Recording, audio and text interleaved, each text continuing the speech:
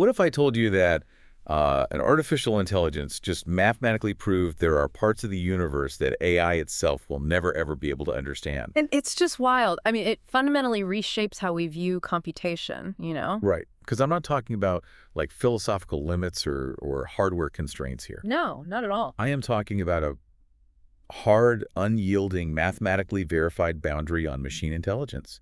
And it was generated by a machine itself. Yeah, we've spent the last decade assuming that if we just make neural networks large enough, It'll right? throw more data at them. Exactly. We assume if we feed them enough data, they can approximate any system, any reality, any geometry in the universe. But this leak we're looking at today essentially proves that assumption is just false. Completely false. So today, we are diving deep into a leaked, formally verified OpenAI manuscript that draws that exact coastline.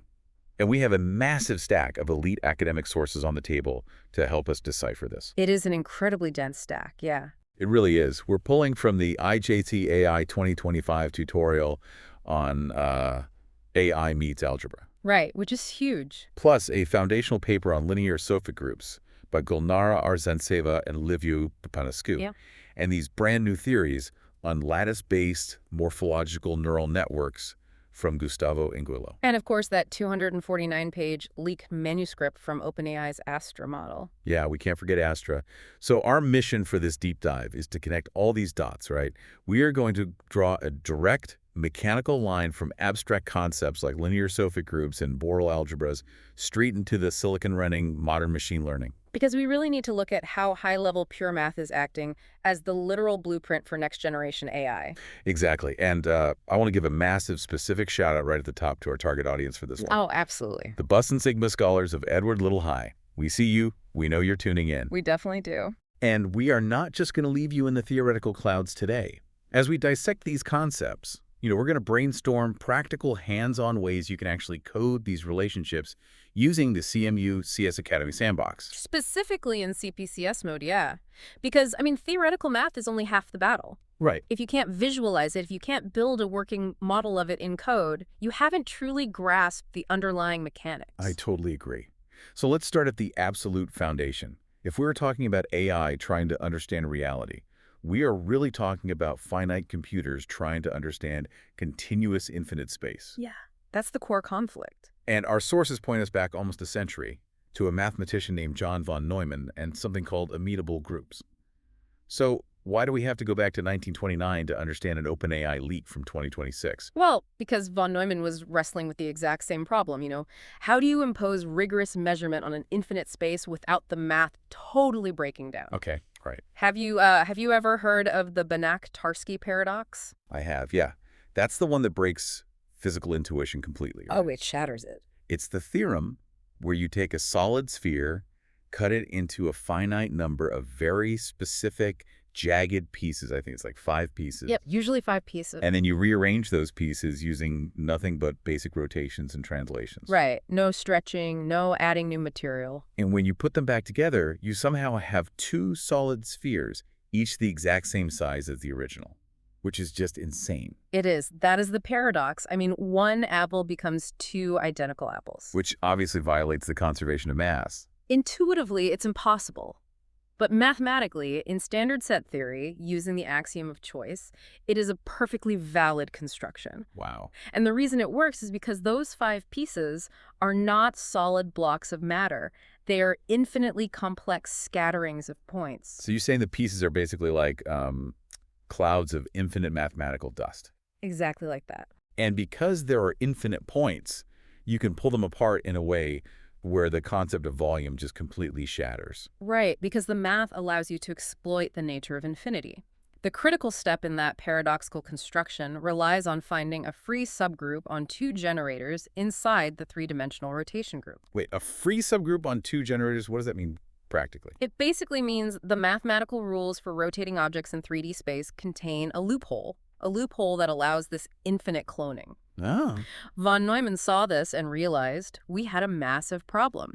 If you can take a shape with a volume of 1, break it apart, and get a volume of 2, then the concept of volume or measurement is utterly meaningless in that space. And if we can't measure things, we can't do probability, right? Exactly. And if we can't do probability, machine learning cannot exist. I mean, AI is just advanced applied statistics at the end of the day. That is exactly the problem. Oh. So von Neumann was looking for a way to classify mathematical groups that do not allow this kind of paradoxical construction. You wanted the safe zones. Yes, he wanted to identify groups of rules that are inherently stable, groups that can be rigorously measured. His original German term for these safe groups was messbar, which just means measurable. Okay, so a mess bar group is one where one apple will always remain one apple no matter how you slice it. Precisely. But how did the term become amenable? That seems like a weird translation. It's a funny story, actually. In 1949, a mathematician named Malan M. Day was translating von Neumann's work. Okay. Day noticed that the defining characteristic of these messbar groups is that they allow for an invariant averaging operation. An invariant averaging operation. Right, so he translated it to amenable, which is a very clever mathematical pun on the word mean, as in the mathematical average. Huh. Meanable. Oh, wow. Mathematician humor. Yeah, they love a good pun. So wait, invariant averaging, let me make sure I get this. Does that mean if I have a ruler and I measure a table, the length of the table doesn't change just because I slid the ruler 3 inches to the left? Is it that simple? In a physical sense, yes. Translation invariance is the core of it. Okay, good. Imagine you were trying to calculate the average density of a continuous infinite fluid. If the group acting on that fluid is amenable, it guarantees that no matter how you shift your frame of reference, no matter how you translate or rotate your measuring tools, the overall average you calculate remains constant and well-defined. It stays grounded. Right. And for locally compact Hausdorff groups, which are the continuous spaces we often deal with, this invariant mean relates directly to what we call Hare measures. Hare measures. I see that all over the sources. The papers specify that Hare measures are essentially Borel regular measures. Yes. Which brings us to Borel algebras. And I really need a mechanical breakdown of this for you guys listening. If I have a continuous space, like my desktop here, what is a Borel algebra actually doing? Okay. Think of the continuous surface of your desktop. There are infinitely many points on it, right? Right. If I ask you, what is the probability of a randomly dropped grain of sand landing on a specific, infinitely small mathematical point, the probability is 0. Because it's 1 divided by infinity. Correct. But if I ask you, what is the probability of it landing on the left half of the desk, you can easily say 50%. Right. That makes total sense. A Borel algebra is the mathematical system that allows us to make that jump. It defines the blueprint of all possible measurable events or regions in that continuous space. Oh, so it's laying down a grid. Exactly. It starts with simple open sets, like a clearly defined circle drawn on the desk. Then it uses strict rules. You can take the complement of that set, you can take countable unions of different sets, and you can take intersections. So basically a rule book for how to safely group infinite points together so that they behave like finite measurable objects. That is a phenomenal way to put it. It tames the continuous infinite real world so we can perform rigorous probability on it. It prevents all that Banach-Tarski madness we were just talking about. Right. But here is the lingering issue. Yeah. Even with Borel algebras, we are still dealing with infinite continuous structures. Computers don't do infinite. No, they definitely don't. Your laptop, or even a massive supercomputer running a neural network, only has so many transistors. It operates in discrete, finite steps. Right, so we have this beautiful mathematical rule book for infinity, but we have a machine that can only count on its fingers, even if it has a billion fingers. How do we bridge that gap? Because obviously we do run AI today. This brings us to a massive leap in group theory, introduced by Misha Gromov and Benjamin Weiss. It's called Sofic groups. Sofic groups. The sources define them as a way to approximate infinite groups using finite permutation groups. Fun fact, the word Sofic actually comes from the Hebrew word for finite. Oh, interesting. Yeah. A Sofic group gives us a way to mathematically guarantee that an infinite, complex system of rules can be perfectly mimicked by a finite, discrete system like a permutation. But there's a catch, right? Yes, as long as you are only looking at a limited portion of it. Okay, let me try a hypothetical here to see if the mechanism makes sense. Go for it. Imagine the infinite group is a sprawling, never-ending, impossibly complex city. It just goes on forever in every direction. Okay, got the picture. So the approximation is like trying to build a perfectly functional, finite Lego model of that city. Obviously, I can't fit an infinite city in my living room. No, you can't. But if the city is a Sprocket group, it means that for any specific neighborhood I choose to look at, say a 10-block radius, I can build a finite Lego model that perfectly replicates the traffic flow, the intersections, and all the rules of that specific neighborhood. Is that accurate? That analogy holds up perfectly mechanically. The key is the concept of a finite local window. The local window. Yes, if you are inside the Lego model and your field of vision is restricted just to those 10 blocks, you cannot tell the difference between the finite Lego model and the infinite real city. Wow, good. A permutation is just a finite set of elements shuffling around. Soficity says that there exists a finite shuffling of elements that behaves exactly like the infinite mathematical group, as long as you restrict your operations to that specific finite window. So tying this back to AI, if we want a neural network to understand a continuous reality, like the physics of a fluid dynamic or the nuanced probability of human language in a Borel space, Yes.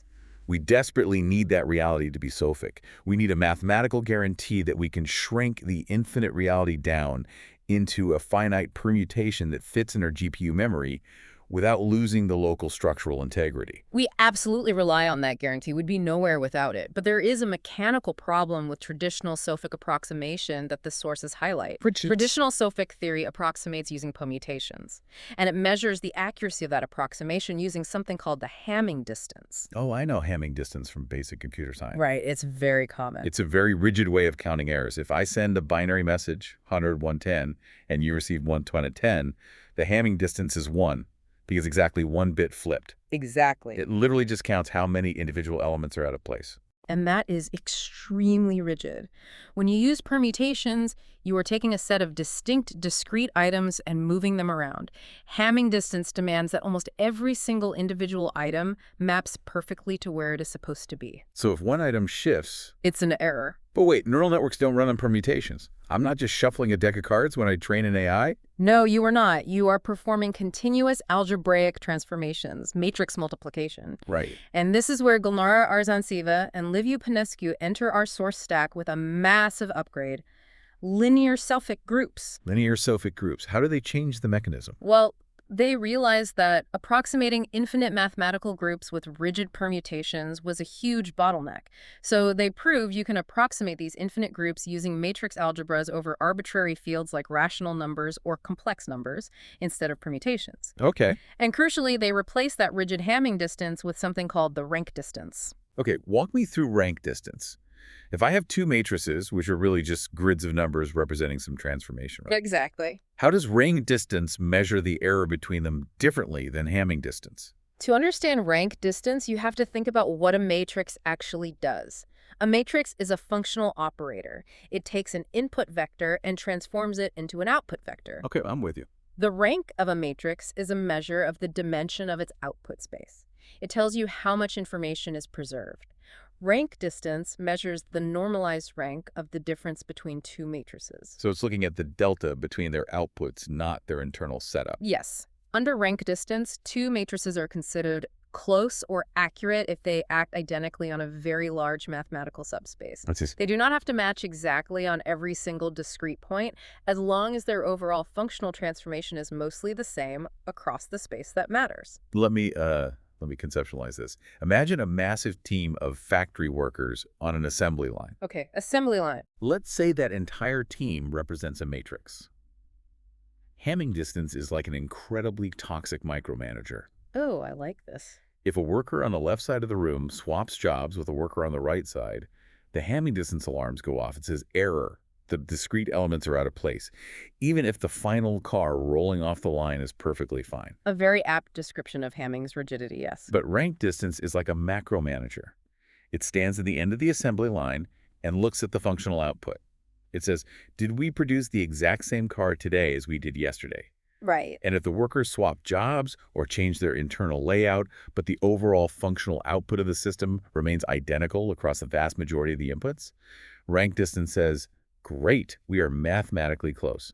It is vastly more forgiving. It is more forgiving, but more importantly, it captures the functional reality of the system. And this brings us to why Arsanciva and Panescu's work is the holy grail for machine learning. Because machine learning runs on matrices. Machine learning is literally built entirely on matrix multiplication. Tensors, weights, biases, it is all linear algebra. Oh, man. So they took this abstract concept of Sophic approximation, this idea of compressing infinity into a finite box, and they translated it to speak the exact native language of our silicon hardware. Precisely. By shifting the approximation theory from discrete permutations to continuous matrices linear soficity, they created a rigorous mathematical bridge. That's huge. They prove that a group is linear Sophic if and only if its group algebra is linear Sophic. They prove that all Sophic groups are also linear Sophic. Wait, are all linear Sophic groups Sophic? Like, does it work in reverse? If I have a matrix model, can I always build it out of those discrete permutation Lego blocks? Ah, that remains a massive open question in mathematics right now. Really? Yes. The matrix approach, using rank distance, is likely much more expansive.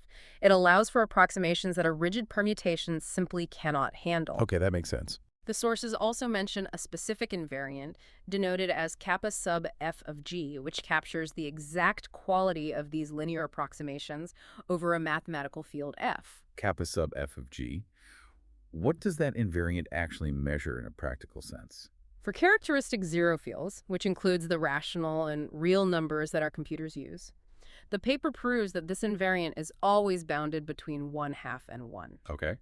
And if the group is torsion-free, meaning there are no elements that loop back on themselves after a finite number of operations, the invariant is exactly 1. Wait, if the invariant is exactly 1, does that mean the finite matrix approximation is 100% perfectly capturing the local behavior of the infinite group? Yes. It gives us a mathematically proven boundary. It proves that under the right conditions, the finite matrices running on our GPUs are not just making good guesses at reality. Wow. They are structurally, mathematically capable of perfectly mirroring the local mechanics of an infinite, continuous Borel space. Okay, so we've built the theoretical bridge. We know it is mathematically possible to compress infinite Borel probability spaces into finite matrix approximations using rank distance. Now, how is this actually being deployed in the field today? This is exactly what the IJCAI 2025 tutorial AI Meets Algebra is focused on. Which is the International Joint Conference on Artificial Intelligence held in Montreal. Right. And we are looking at top researchers from Riken AIP and NTT in Japan. Yuka Hashimoto is presenting on C-star algebraic machine learning. Aaron Mehmet Kural is discussing Lie groups and distributions. Yvonne Zhang is covering category theory. So this isn't fringe theory. This is the main stage of global AI development. And the core theme across all these presentations is moving beyond flat standard data.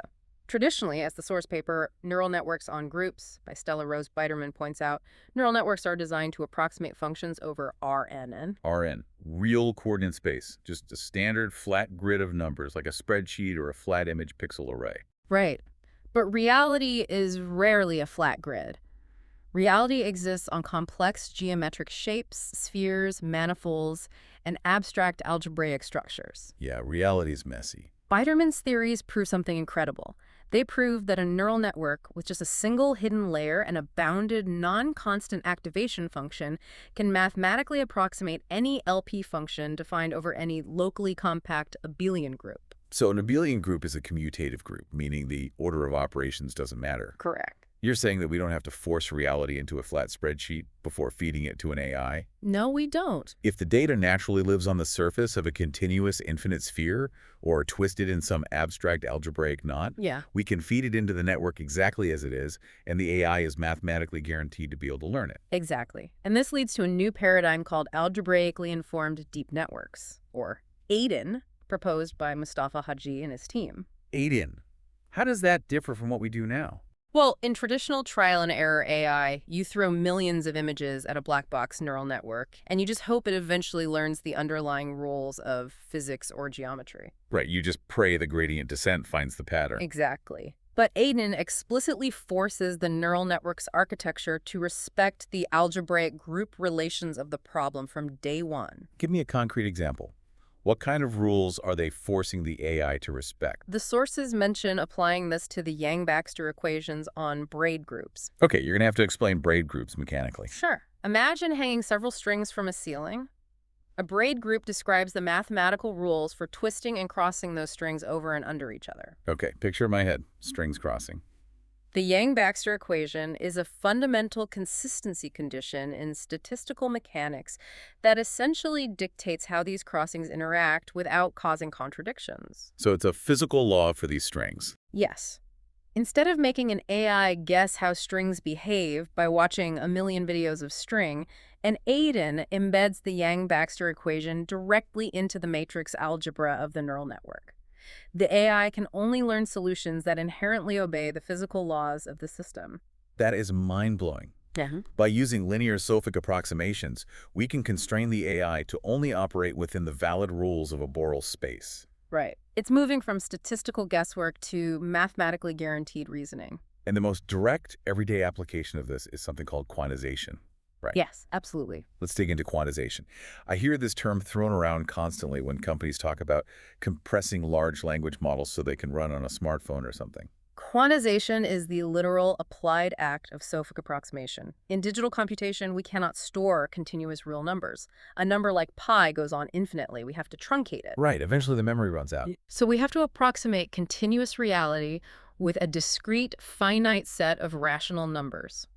Fixed-point quantization on ZD is the process of mapping continuous real numbers to a fixed grid of integers. Essentially rounding them off so they fit into the hardware memory, like moving from a 32-bit floating point to an 8-bit integer. Exactly. It's like taking a beautifully smooth, high-definition photograph and pixelating it down to an 8-bit video game graphic. You are undeniably losing information. You are. But the mathematics of linear Sophic groups prove that under rank distance, you can perform this quantization, this pixelation, without losing the functional capability of the matrix. Wow. The neural network still operates correctly on the underlying data. Every time a software engineer quantizes a model to make it faster, they are executing a linear Sophic approximation on a Borel space, whether they realize it or not. This is all painting a very optimistic picture. We've established that the infinite universe is massive, but using linear matrices and rank distance, our finite computers can perfectly approximate any local window of that universe. We can map reality. We can map a lot of it, yes. But this brings us to the OpenAI Astra leak. It does, and this is where the map catches fire. What happens if an infinite structure absolutely, fundamentally refuses to be approximated by a finite one? What happens if you look through the local window and the math just shatters? Well, we are looking at a 249-page manuscript generated by OpenAI's frontier reasoning model, Astra. And it is crucial to understand that this is not AI hallucination. This is not ChatGPT confidently spouting nonsense. Right. This isn't just generating text. No, this manuscript was formally verified in Lean 4.32.0. Lean is a mechanized proof assistant, right? Oh. So if it compiles in Lean, the logic is flawless down to the fundamental axioms of math. Exactly. Lean removes the possibility of a subtle logical error. Astra wrote the proof, and Lean verified it. And what Astra proved is the existence of a non-Sophic group. A non-Sophic group, meaning a mathematical system that cannot be approximated by a finite model. Correct. This answers a massive open question in mathematics. I mean, people didn't know if non-Sophic groups actually existed before this, right? Yes. Mathematicians have debated this for decades. Some believed every infinite group in the universe was ultimately Soefic, that everything could be broken down into finite computable pieces. But Astra proved them wrong. It proved them definitively wrong. It constructed a symmetry system that fundamentally cannot be imitated by finite permutations. How did it do it? Mechanically, how do you prove something can't be approximated? The sources mention it used the binary leave-it algebra and property T expanders. You have to translate this for me and the Sigma scholars listening. Okay, let's break it down into two pieces. First, property T expanders. Think of an expander as a highly connected mathematical graph or network. It has a unique property. No matter how large the network gets, even as it approaches infinity, it remains incredibly robust and connected. There are no bottlenecks. A bottleneck in a graph would be like a single bridge connecting two massive islands. If I cut the bridge, the graph splits in half. Exactly. Property T expanders don't have those. To cut the graph in half, you have to cut a massive proportional number of connections. They are densely entangled. So it's super robust. Yes. Astra used these expander estimates to exert control over how a finite approximation tries to shuffle elements around. It essentially traps the finite permutation, forcing it to try and maintain an impossible level of connectivity. Okay, so it traps the finite model. Yeah. What is the binary leave-it algebra doing then? The binary leave-it algebra, specifically L sub f2 of 12.2, introduces a very strict algebraic rule. Imagine a rule that says you must take one specific region of space and split it perfectly into two disjoint regions that are identically equivalent to the original. Wait, that sounds suspiciously like the Banach-Karski paradox. Splitting one apple into two identical apples. It relies on a very similar manipulation of infinity. In an infinite continuous space, the leave-it algebra's rule works perfectly fine. Because it's infinite dust. Right. But remember, a ceramic approximation is trying to replicate this rule inside a finite permutation matrix. Astra proved that if you force a finite permutation to maintain the dense connectivity of a property T expander, it physically runs out of mathematical room to execute the leave-it algebra splitting rule. Let me visualize this with our Lego city analogy. We are building our finite Lego model of the infinite city. As we build, we encounter the leave-it algebra rule. Okay, let's see it. The rule demands that a specific Lego building must be split in half, and both halves must somehow contain the exact same number of Lego bricks as the original building. Yes. In the infinite real city, this works because the building is made of infinite dust. But in our finite Lego model, we only have a finite number of bricks. We can't duplicate them. The local window physically breaks. That is precisely what Astra proved, no matter how large you make the finite Lego model. No matter how many millions or billions of parameters you add to your matrix approximation, there is a global obstruction that persists. A fundamental mismatch. Yes, a mismatch that no finite enlargement can ever repair. The sources mention this impacts something called the Cohn-Elkes linear programming bound for high-dimensional sphere packing. Right. Sphere packing is the geometric problem of trying to pack equal-sized spheres in a space as densely as possible without them overlapping. Think of stacking oranges in a grocery store. Okay. We know how to do it in 3D. But as dimensions grow higher into hundreds or thousands of dimensions, it gets wildly complex.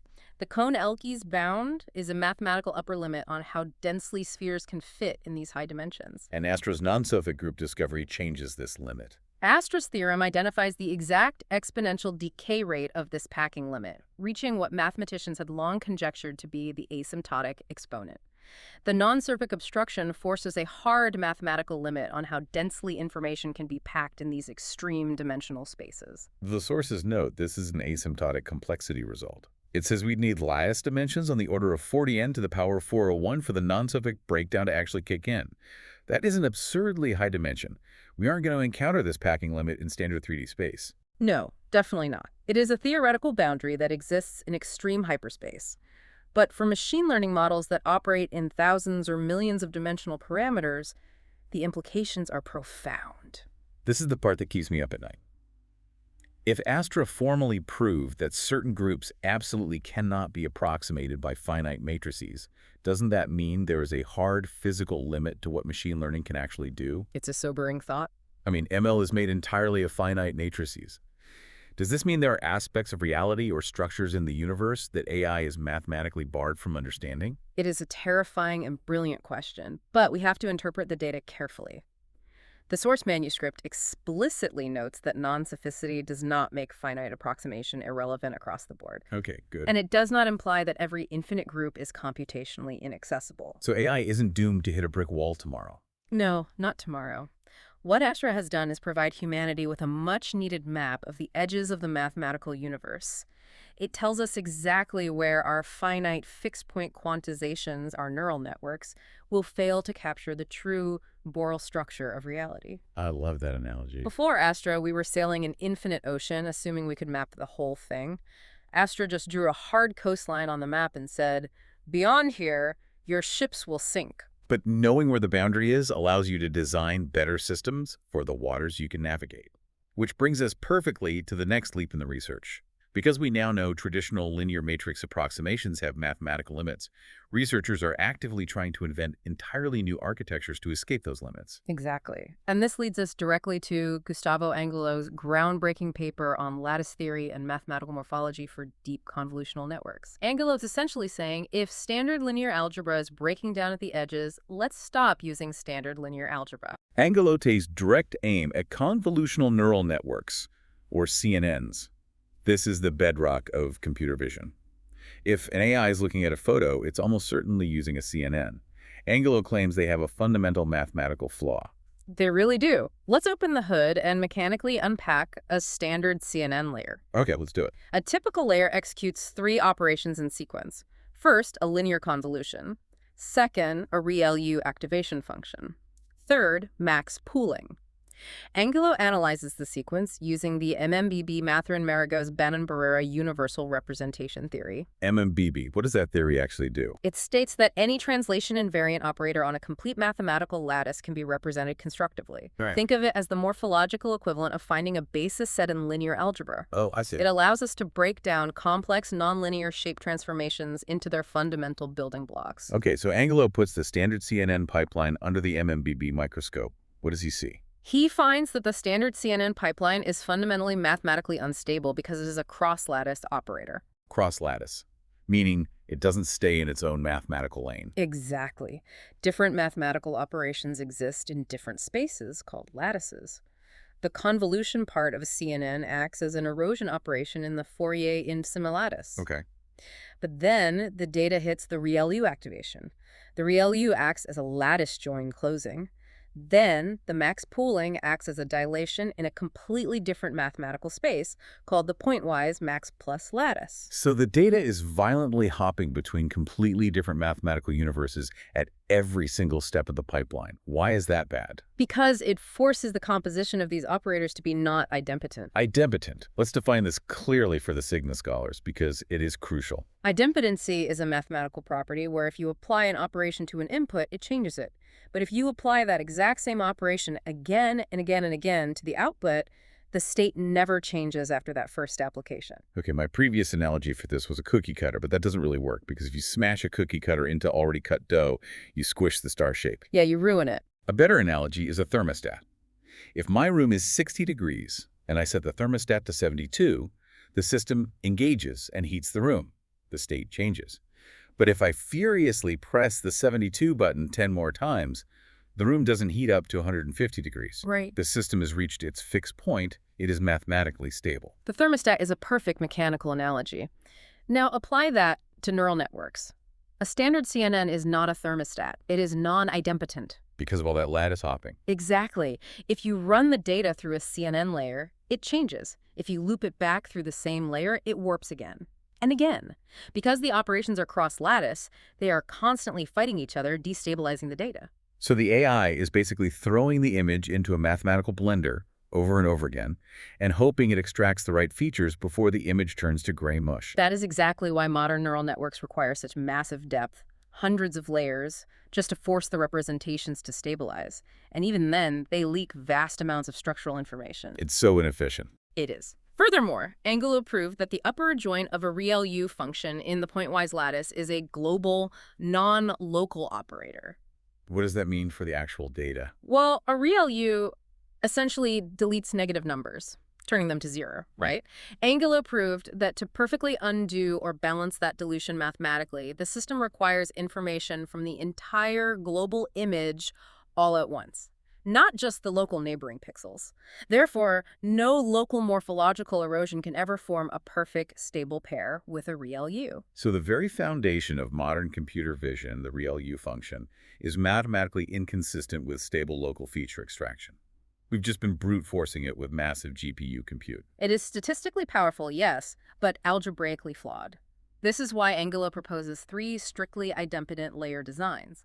He wants to build layers that act like perfect thermostats, layers that stay within a single mathematical lattice. Walk me through these new designs. Type I is a pure max plus morphological layer operating entirely within the pointwise lattice. This provides an exact morphological opening. What does that mean mechanically? It means that a residual network built with this type I layer converges to its mathematical fixed point in exactly one step. Wait, one step Instead of iterating through 50 layers to stabilize the feature, the network hits the exact mathematical truth immediately. Yes, because it is idempotent. It punches the correct shape out of the data instantly and perfectly. That's incredible. What about type 2? Type 2 is a spectral Wiener layer operating entirely in the Fourier lattice.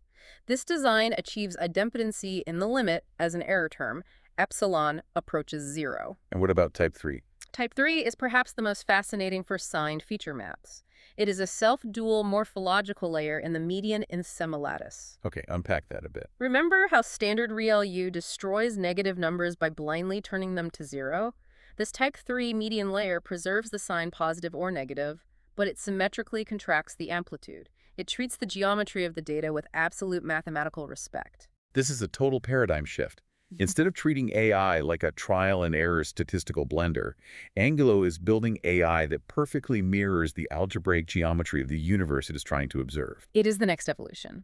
When linear Sophic approximation fails, we pivot to structural morphological idempotency.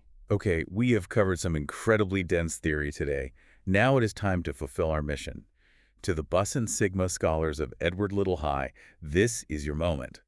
We're going to translate this high-level math into actionable Python code using the CMU CS Academy sandbox in CPCS mode. This is my favorite part. We're going to live troubleshoot two distinct visualizations right now. This is where theory becomes reality. Let us start with relationship 1, quantization. We want to visually demonstrate the structural difference between an infinite continuous Borel space and a discrete fixed-point approximation mapping to ZD. All right, Sigma scholars, open up your sandbox IDE.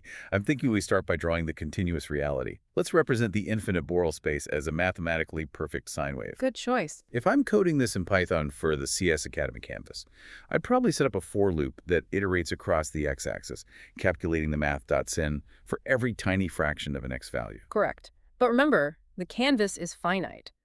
To create the illusion of a continuous infinite space, you need extremely high resolution. Okay, so tiny steps. Yes. Inside your loop, generate hundreds or thousands of tiny line shapes connecting by 1, y1, 2 by 2, y2. This creates a smooth curve representing the infinite, unbroken reality. Okay, we have our smooth sine wave. Now we need to build the finite AI approximation, the quantization. Let's overlay the smooth wave with discrete circle shapes. Right.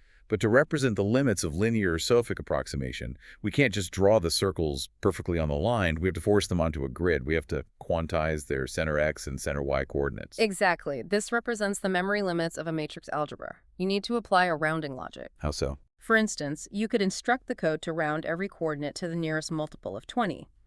If a point on the continuous sine wave naturally falls at x 47, y 1 or 12, your quantization math will force the circle to snap to x 40, y 120. I see. So the circles are frantically trying to trace the waves, but they're physically locked to an invisible grid. Now, how do we make this interactive so the students actually see the mathematical breakdown? We use the CPCS event loop, tie the rounding factor directly to app.onMouseMove. Oh, that's brilliant. So in the onMouseMove function where you get mouse x and mouse y, we set a variable, let's call it resolution, based on the mouse's x position. Yes. When your mouse is on the far left edge of the screen, the rounding factor is 1. The discrete circles perfectly trace the continuous sine wave. It looks like a flawless Sophic approximation. But as you drag the mouse to the right, the rounding factor increases. It jumps to 10, then 20, then 50. And the students will watch the visual fidelity completely collapse. The circles will become jagged and blocky. They will entirely miss the peaks and valleys of the sine wave. It perfectly demonstrates how a discrete matrix approximation desperately tries to map a continuous algebra, and how the underlying structural truth is lost when the finite dimensions are too small. A perfect demonstration of quantization limits. Now let's tackle something much harder. Relationship 2. Soficity versus the non-Sophic obstruction. We need to code a visualization of the OpenAI Astraleak. This one is tricky. How on earth do we code an infinite uncomputable group in a 400 by 400 pixel Python canvas? We rely on the illusion of the local window. Start by generating a screen-filling background of perfectly repeating, heavily structured geometry. What kind of geometry? Use nested loops to draw a massive grid of interlocking polygon shapes, perhaps hexagons that tile perfectly across the entire canvas. This represents our infinite group. A perfect mathematical tapestry. Next, create the finite laboratory, the local window. This will be a large rectus shape with fill none and a thick, highly visible border width, set its position to follow mouse X and mousey. Okay, so as I move my mouse, I'm dragging a magnifying glass over the infinite tapestry. Right. Now, you must write a custom collision or boundary check function. This function dictates that whenever a background polygon is geographically inside the moving window, it displays its perfect geometry. So if I move the window around, the math always looks pristine. It looks like a perfectly synaptic system. Everywhere I look, the local rules hold up. Here is where you introduce the Astra non-sophic glitch.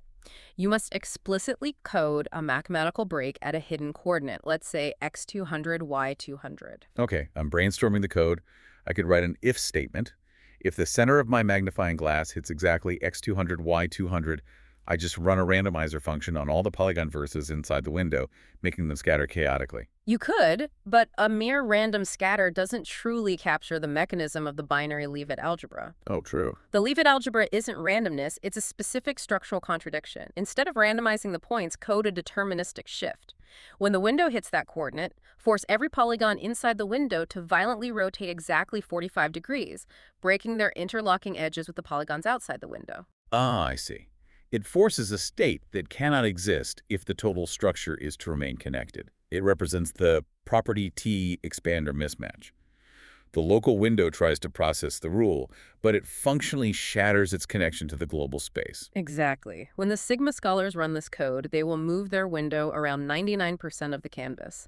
Every local finite test they run will tell them the system is perfectly mathematically sound. But the global tapestry still harbors a fundamental, uncomputable incompatibility. Yes. When their finite window hits that truth, the geometry violently rejects the approximation. It proves, right there on the screen, that a mathematical system can look totally solvable and consistent locally, while being fundamentally impossible to compute globally. Seeing that come to life in 20 lines of Python is profound. It is the ultimate purpose of this deep dive. You take the most abstract, daunting concepts of infinity, and you make them mechanically, undeniably visible. What an incredible journey today. We have traversed an immense landscape. We started in 1929 with von Neumann inventing amenable groups just to stop the Banach-Tarski paradox from destroying measurement. And we saw how that led to Borel algebras, the rulebook for infinite continuous probability. We then explored how Arzensiva and Panescu upgraded permutation approximations into linear Sofic groups, allowing us to map those infinite continuous probabilities directly into the matrix math of our GPUs using rank distance. We looked at the real-world impact at IJCAI 2025, moving neural networks off flat grids and onto algebraically informed manifolds, and understanding quantization as applied Sofic approximation. Then the boundary was drawn. We examined the massive OpenAI Astra leak, where an AI formally proved the existence of a non-Sofic group, proving that some infinite structures absolutely reject finite matrix approximation. And finally, we looked at how mathematical morphology and idempotent lattices might offer an escape route from the flaws of standard convolutional networks. And we mapped it all out in CMU CS Academy. It fundamentally proves that the future of artificial intelligence is not merely a hardware arms race. We cannot just stack more GPUs and assume we will reach generalized understanding. The future of AI requires a fundamental architectural rethinking of the underlying algebraic geometry. Which leaves us with one incredibly haunting final puzzle to consider. It is the ultimate paradox of this entire deep dive. Think about what just happened in that OpenAI leak. Astra and artificial intelligence, running entirely on finite computing hardware built out of discrete silicon, executing binary code and finite matrix multiplications, just successfully conceptualized and formally proved the existence of a non-sympodic mathematical structure. It conceptualized a geometry that, by mathematical definition, cannot be simulated or perfectly approximated on finite hardware. It used a finite box to definitively prove that the box cannot hold the universe. So what does this all mean? If artificial intelligence can mathematically deduce the existence of a geometry it can never actually compute, what happens when we try to build an AI architecture based on that very geometry? Are we on the verge of discovering a type of machine learning that exists purely in the abstract, forever out of reach of our physical computers? Can an AI understand a truth it physically cannot experience? And to take it one step further, what if the answer isn't silicon at all? If Astra found a hard limit to discrete hardware, Could the next paradigm of AI bypass this entirely by moving away from digital limits? Like biological or continuous analog computing? Exactly. What if we build a neural network out of synthetic biological material that isn't restricted to finite discrete states, effectively bypassing the non-Solophic limit Astra just found? That pushes the boundaries of both mathematics and biology. The machines are mapping the regions of thought that silicon cannot enter, but biology just might. That is an incredible thought to end on. To the Bus and Sigma scholars of Edward Littlehigh, take these concepts, open up your sandbox IDE, write that code, and literally break the boundaries of finite computation. Stay curious, keep pushing the limits of the geometry, and we will catch you on the next deep dive.